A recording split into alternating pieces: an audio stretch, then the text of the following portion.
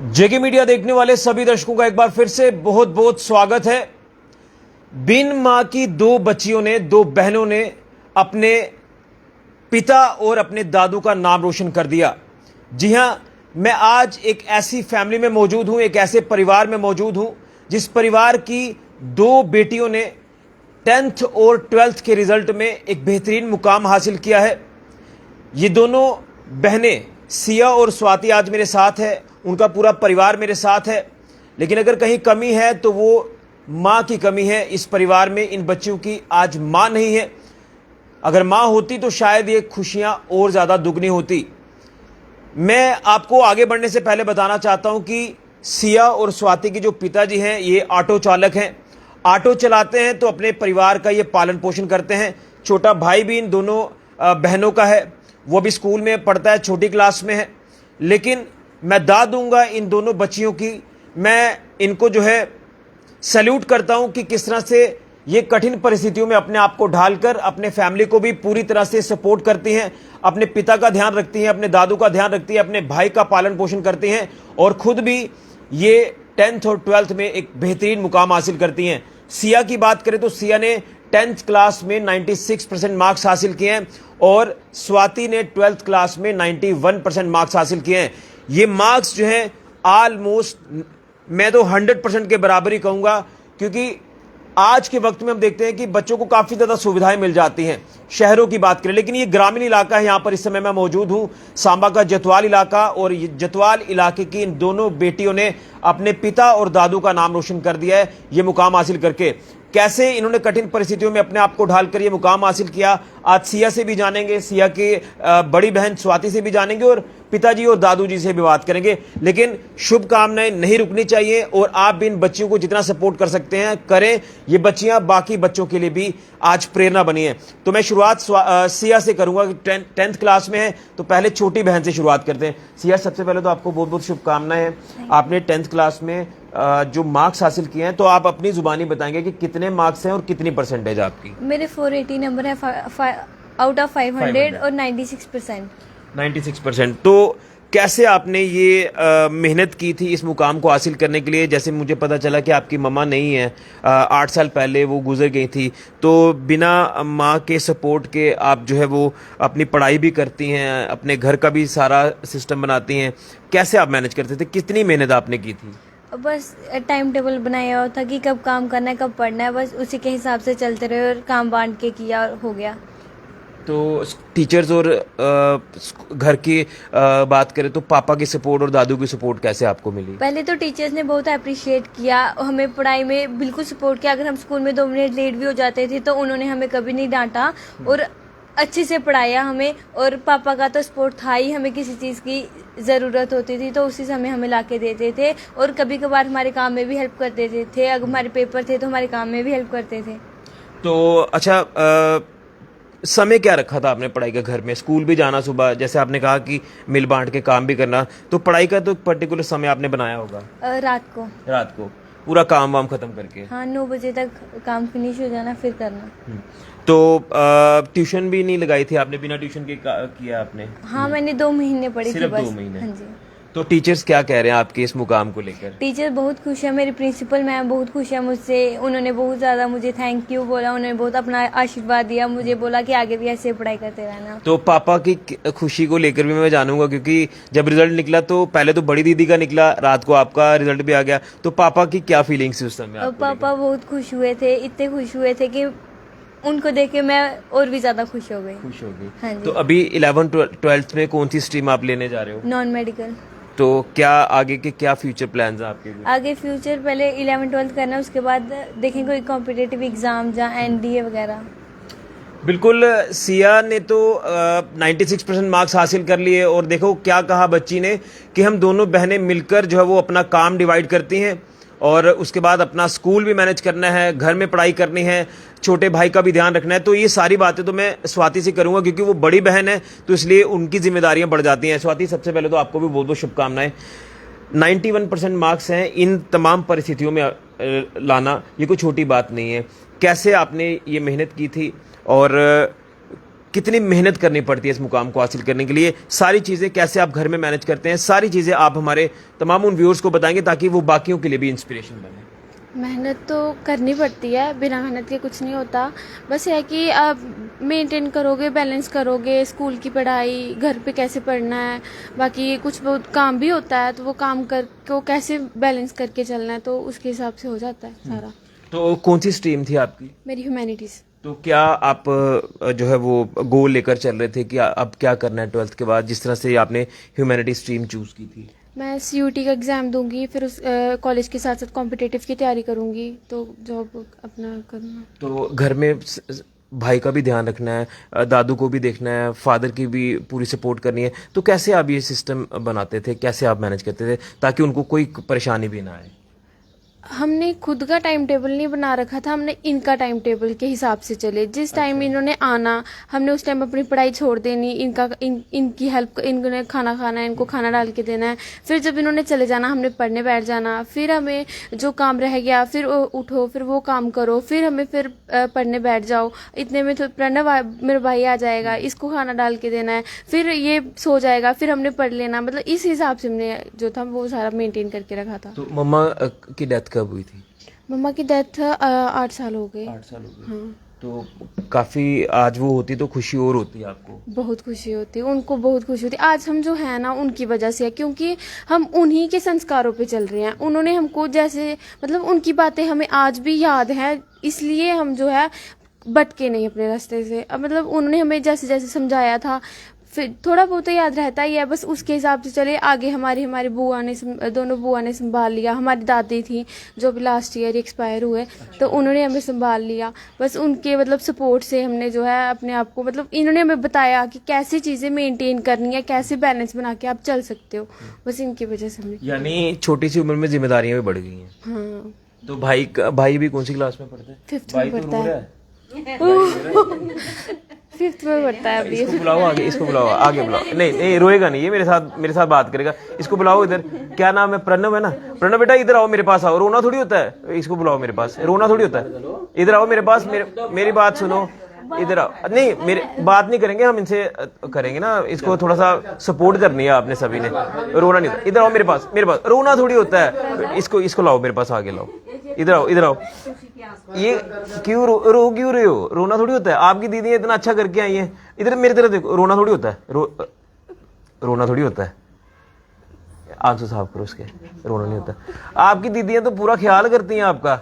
अभी पढ़ना, क्या बनना है बड़े होके? बताओ क्या बनना है बड़े होके? क्रिकेटर बनना है। अच्छा, मार पड़ती है दीदियों से? नहीं, कभी भी पड़ती है? नहीं, कभी कभी।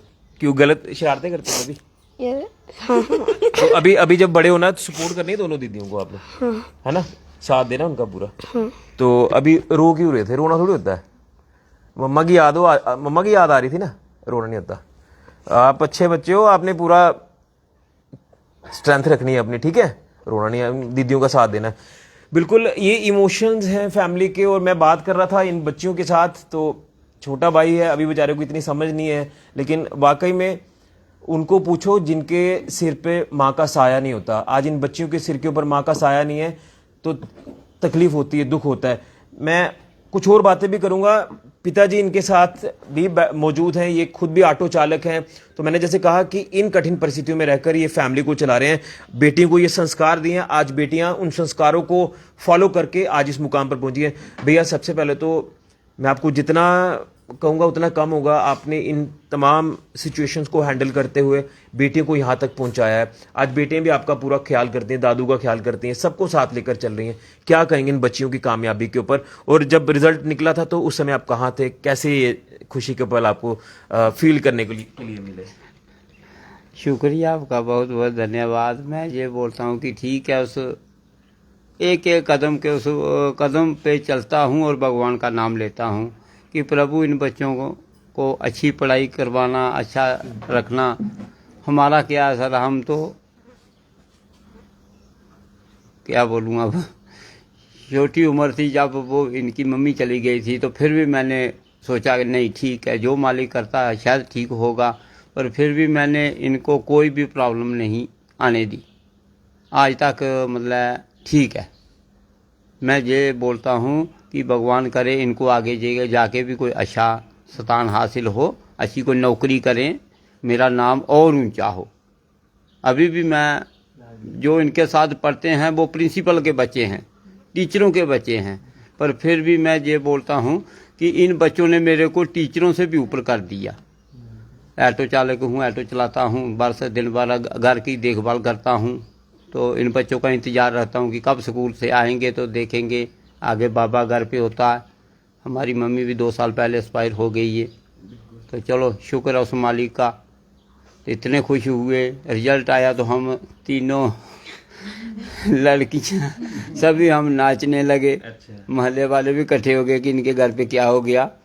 ऐसे सब 3-4 स्कूल में गगवाल ब्लॉक में टॉप किया। तो इतनी मेहनत तो नहीं थी। मैं इनको बस यही बोलता था दिन रात, तो मेरे को नंबर चाहिए, मेरे को पढ़ाई पढ़ो या ना पढ़ो। तो बाबा इनको बहुत डांटता था, फ़ोन देख रही हैं, ये कर रही हैं, वो कर रही। मैं बाबा जी रहने दो, बच्चे पढ़ने में ठीक है, मेरे को मालूम है। तो शुक्र है उस मालिक का, बहुत बहुत मतलब है। लेकिन बड़ी बात तो इसमें ये है ना कि अभी 8 साल पहले इनकी माताजी का देहांत हुआ, तो उस समय इनकी भी उम्र छोटी थी। ये सेकंड में पढ़ती थी और ये फोर्थ में। तो लड़का जो था वो 9 महीने का था। अच्छा। हाँ, तो मेरी मम्मी ऊपर गांव में रहती थी, मैं तो इधर 17 साल हो गया आए हुए। तो मम्मी उसी टाइम मेरे पास आ गई और बेचारी इधर ही रही। उन्होंने ही इनका पूरा ध्यान रखा। जब मम्मी गई तो मम्मी जिम्मेवारी दादू पे रख गई पूरी, पे इनका ध्यान रखना पूरा। तो फिर दादू जी अभी इधर ही हैं, इन बच्चों की देखभाल में। इनको डांटते हैं, डांटना इनका अच्छा है। अच्छा, अभी जो ये मार्क्स नंबर लाए हैं इन्होंने, अब स्वाति की आगे बड़ी क्लास है, अभी CUET का एग्जाम भी देना है, आगे भी करना है, तो कैसे आप पूरा सिस्टम मैनेज करेंगे, कैसे सपोर्ट करेंगे? करेंगे सर पूरा। मैंने इनको बोला कि जैसा बच्चा आपको अच्छा लगता है वैसे करो, मैं आपके साथ हूँ। खुश हो आप? बिल्कुल खुश हूँ। मैंने बोला जहाँ 10 लगेंगे वहाँ 20 लगाऊंगा। स्कूल वाले टीचर्स और प्रिंसिपल क्या कह रहे थे बच्चों के इन नंबरों को? बहुत खुश हुए सर। कल मैं स्कूल में भी गया था तो इतने खुश हुए कि हद से ज़्यादा।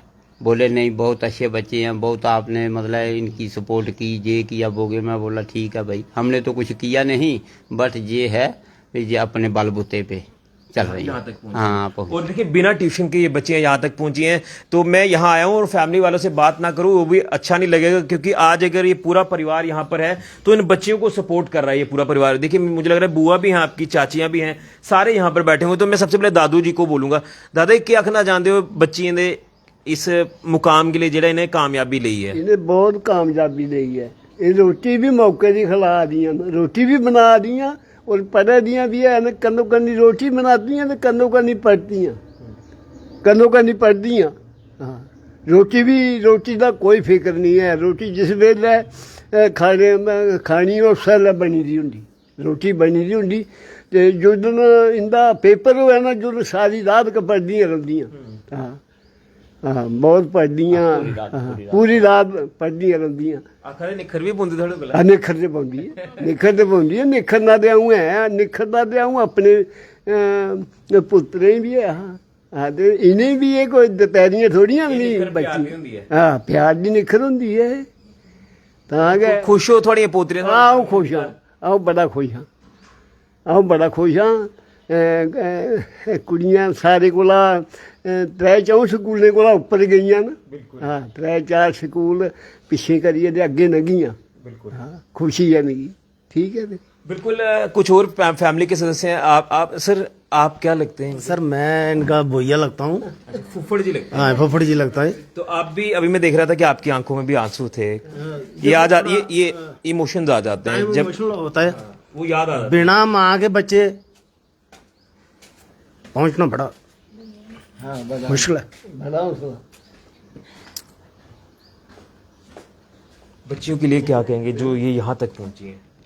ऐसे बच्चे थोड़ी मिलते हैं किसी को, जो इनका पापा बहुत मतलब खुशकिस्मत बंदा है, जिसको ऐसे बच्चे मिले हैं। कहाँ पहुंचाया इसको? ये तो अनपढ़ है खुद, इनको पता ही नहीं है, किसी भी डॉक्यूमेंट्स के बारे में पता नहीं है, कौन कहाँ क्या है कोई पता नहीं है। लेकिन आज बच्चों ने इनको भी थोड़ा सा जगाया है कि पढ़ाई चीज़ क्या है, पढ़ाई बहुत बड़ी चीज़ है। और बिना माँ के बिना ट्यूशन घर का पूरा काम करना, सब कुछ करके स्कूल जाना, अपने दादाजी को भी देखना, पापा को भी देखना, माँ का आशीर्वाद है। माँ इनकी बहुत स्ट्रिक्ट थी, जब थी बहुत स्ट्रिक्ट थी, और उसके जो संस्कार थे बड़े अच्छे थे।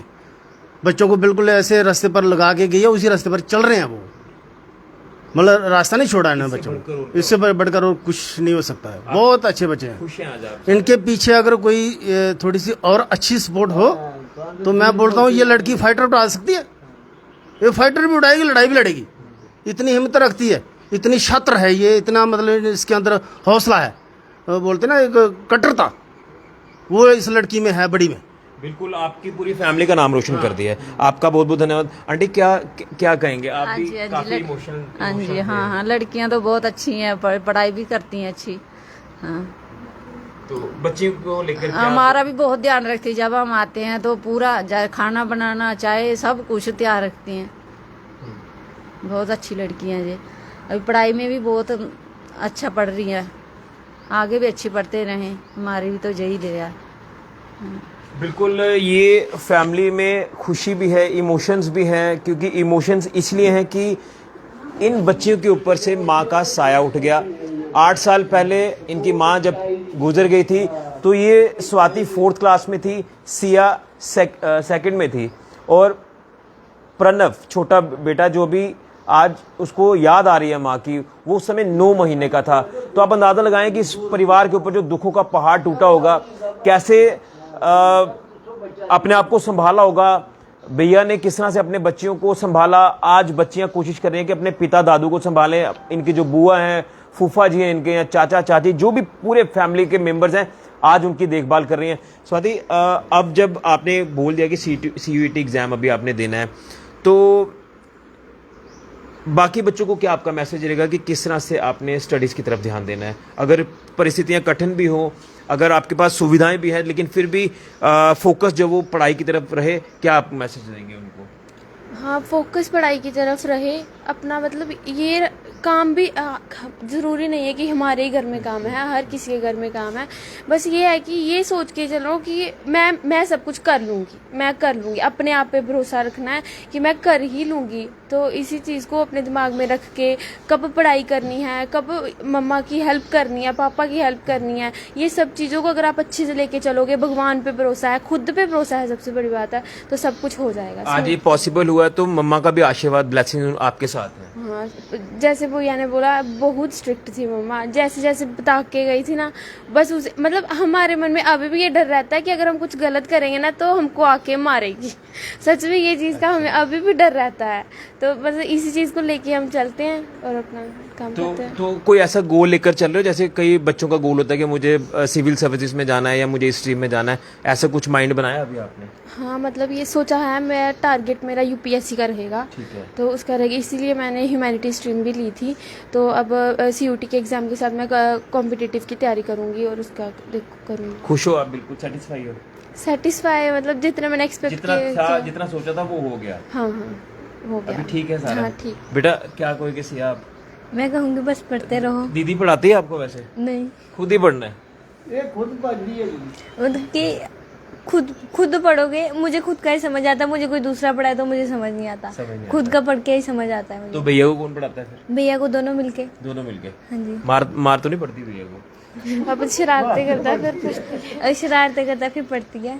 चलो, आप दोनों को, सिया आपको भी बहुत बहुत शुभकामनाएं, स्वाति आपको भी बहुत बहुत शुभकामनाएं। इसी तरह से आप स्टडीज़ भी करें, अपने पिताजी और दादू का भी ध्यान रखें, उनको सपोर्ट करें, सारे फैमिली मेम्बर्स को आप सपोर्ट करें। आपके साथ भगवान की ब्लेसिंग्स भी हैं और मम्मी का भी आशीर्वाद आपको मिल रहा है। आज शायद यही वजह है कि आप इस मुकाम तक पहुंचे। आपका बहुत बहुत धन्यवाद भैया, आपका भी बहुत बहुत धन्यवाद। अंकल जी थोड़ा भी शुक्रिया जो तुझे समय दिता सानू। तो ये है इस परिवार की कहानी। पिता ऑटो चालक हैं, माँ का बेटियों के ऊपर साया नहीं है। 8 साल पहले इनकी माता का देहांत हो गया, लेकिन बिना माँ के ये बच्चियाँ कैसे आगे बढ़ रही हैं ये भगवान जानते हैं, और माँ का आशीर्वाद इनके साथ है, जो उनकी ब्लेसिंग से ये बच्चियाँ यहाँ तक पहुँची हैं। स्वाति ने 91% मार्क्स हासिल किए और 96% मार्क्स जो हैं ये सिया ने हासिल किए हैं, जिसमें बताया जा रहा है कि घगवाल में कुछ स्कूल थे जिनमें सबसे टॉप किया है सिया ने। और परिवार में खुशियाँ हैं, छोटा भाई भी है, सबकी आंखों में आज आंसू हैं। आज इन खुशियों में अपनी माँ को भी याद किया जा रहा है, उनकी कुछ यादें भी उन्होंने साझा की हैं। तो इस पूरे परिवार को भगवान जो है वो अपना आशीर्वाद देता रहे, ये बच्चियां आगे बढ़ती रहें और अपने दादू का और पिताजी का नाम रोशन करती रहें, यही हम भगवान से प्रार्थना करते हैं। लेकिन ये सभी बच्चों के लिए इंस्पिरेशन है कि किस तरह से अगर कठिन परिस्थितियां बन जाएं तो अपने आप को किस तरह से कठिन परिस्थितियों में ढालकर बड़े बड़े मुकाम हासिल किए जा सकते हैं। वीडियो को ज़्यादा से ज़्यादा शेयर करें, इन बच्चियों को, इस पूरे परिवार को आप सपोर्ट करें। फिलहाल के लिए कैमरा राहुल के साथ ऋषि खजुरिया, जेके मीडिया के लिए।